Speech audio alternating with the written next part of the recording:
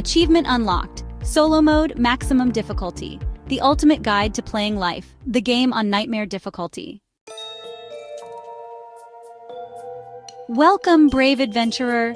You've chosen the ultimate challenge, completing life, the game solo, on maximum difficulty. This decision comes with all the glory of voluntary suffering, existential crises, and a front row seat to your own slow unraveling.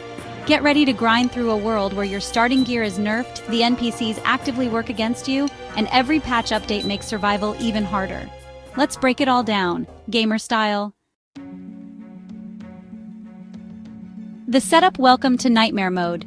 You've forfeited the benefits of a complimentary, caring co-op partner who might have eased your burden, helped manage your resources, or at least saved your progress when you're on the brink of burnout.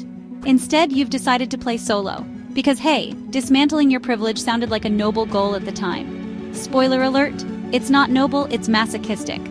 By embracing this mindset, you signed up for diminished loot rewards, aka wages, sky-high housing costs, and job markets swarming with competitors. Why so competitive, you ask? Simple.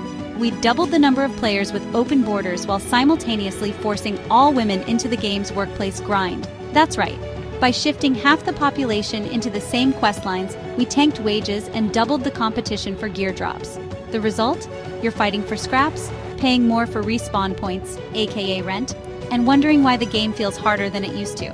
But hey, at least your moral high ground is intact. Good job, hero! The origin story, Simp's Remorse. Rewind to the tutorial level.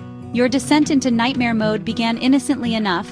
A girl you liked handed you a political flyer and said, "If you're a real ally, you'll vote for this." And like the naive noob you were, you said, "Anything for you." Fast forward to now. Housing costs are through the roof because the market is overloaded with demand, thanks to policies you supported.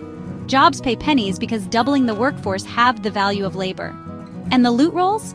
They're rigged to favor the NPCs labeled as disadvantaged while penalizing you for existing in the wrong demographic. But at least she texted you once to say, "Thanks for being on the right side of history." Totally worth it, right? Daily challenges, the real grind, the existential crisis, DLC. Every morning begins with a mental boss fight. Is this all worth it? Echoes in your head as you sip instant coffee and stare at your crumbling quest hub, aka your overpriced studio apartment. Broke buffs always active. Your in-game currency, cash, is perpetually debuffed. Rent overpriced. Groceries inflated. Want to buy a house?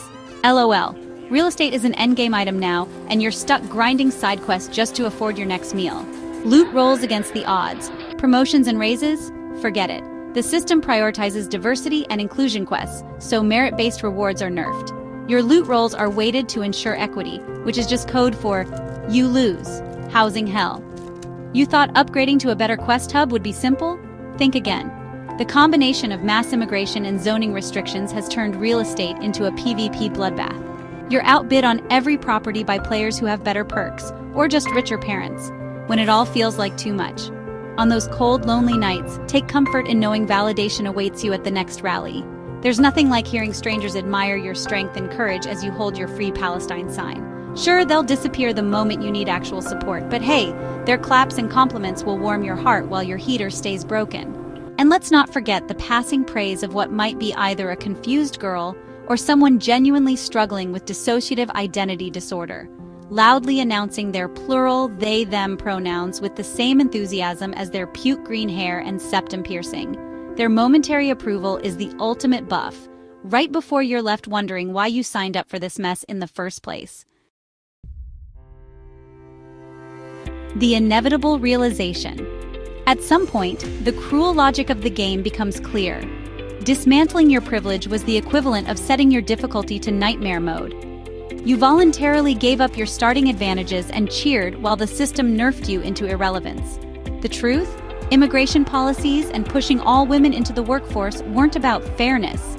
They were about inflating the player pool, crashing wages, and driving up housing costs to enrich the developers, aka corporations and elites. You played right into their hands, trading logic and self-preservation for short-term approval. Epilogue, a warrior's reward. So, what's the reward for completing Life, the game on nightmare difficulty? Is it a legacy, glory, a leaderboard ranking? Nope. It's a participation trophy engraved with, "At least you tried." Congratulations, brave adventurer. You earned it.